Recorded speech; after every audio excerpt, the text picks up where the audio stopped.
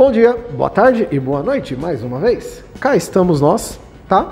Hoje a gente vai de novo falar do eixo de geometria, a gente vai sair um pouquinho do eixo de números, tá? A gente vai dar um foco no eixo de geometria, a gente vai falar um pouquinho sobre prismas e cilindros, tá?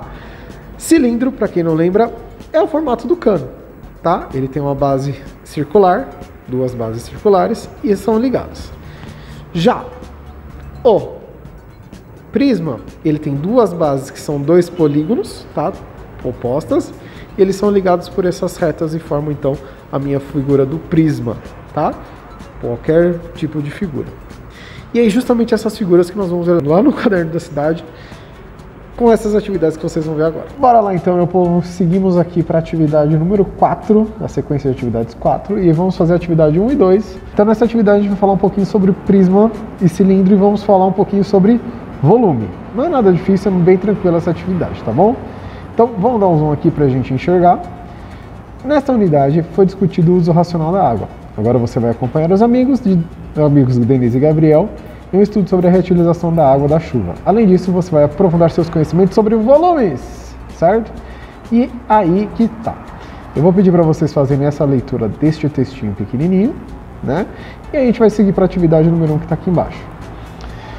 Antes de pensar no projeto do reservatório da escola, os amigos fizeram alguns estudos. O grupo apresentou dois modelos de reservatórios, um em formato de cubo e outro de um bloco retangular. Este é o cubo e este é o bloco retangular. Virando agora para a folha seguinte, está escrito assim, ó.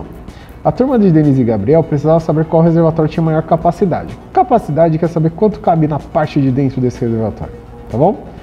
Por isso foram feitas algumas investigações e descobriram que o volume de um prisma em forma de bloco retangular é calculado pelo produto da medida da largura, pela medida da altura, pela medida da profundidade.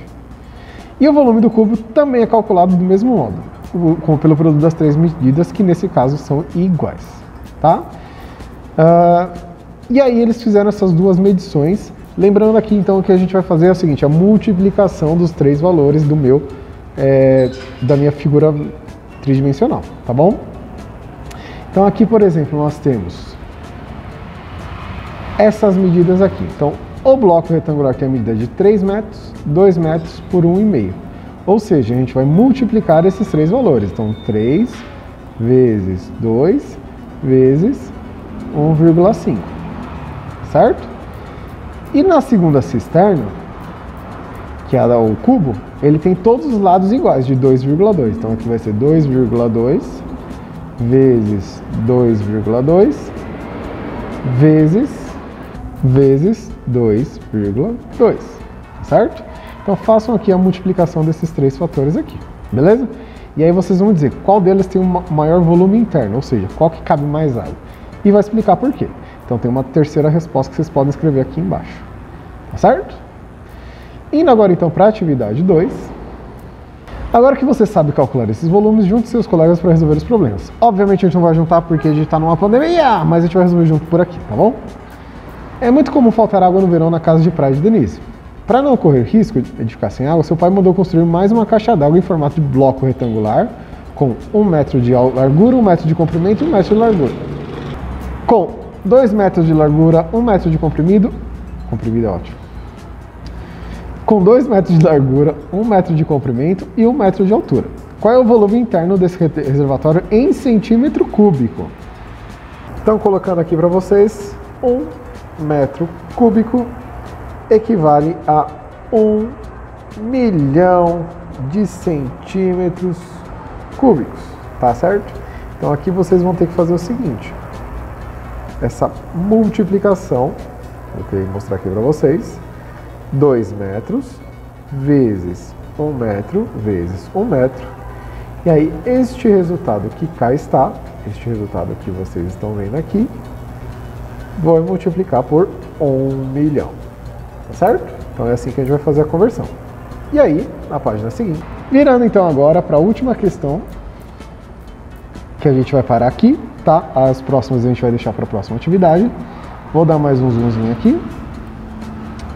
E agora que a gente vai responder. Sem fazer cálculo, responda. Se forem construídos um cubo com aresta de 3 metros e um bloco retangular com a mesma altura que o cubo, e com as medidas da base igual a 3 e 4 de comprimento, qual dos dois terá o mesmo volume? Então lembrando, o cubo vai ter a medida de 3 por 3 por 3. E o bloco retangular vai ter a mesma altura que o cubo, ou seja, 3 metros, com a base também de 3 metros por 4 metros. Sem fazer a conta, vocês vão pensar para mim, qual que vai ter o maior volume e vai me explicar também. Então, ou seja, aqui vocês vão ter que explicar para mim também. Então agora vocês vão responder as atividades da página 27 até 29, tá? Facílimas. Segue a explicação, segue o que eu falei passo a passo. Não tem erro. Se tiver dúvida, manda para mim, vou responder, vou tirar as dúvidas de vocês. Sempre vou fazendo o melhor para atender vocês, tá bom?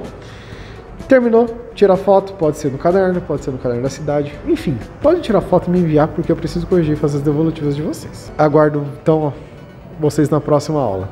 Até mais!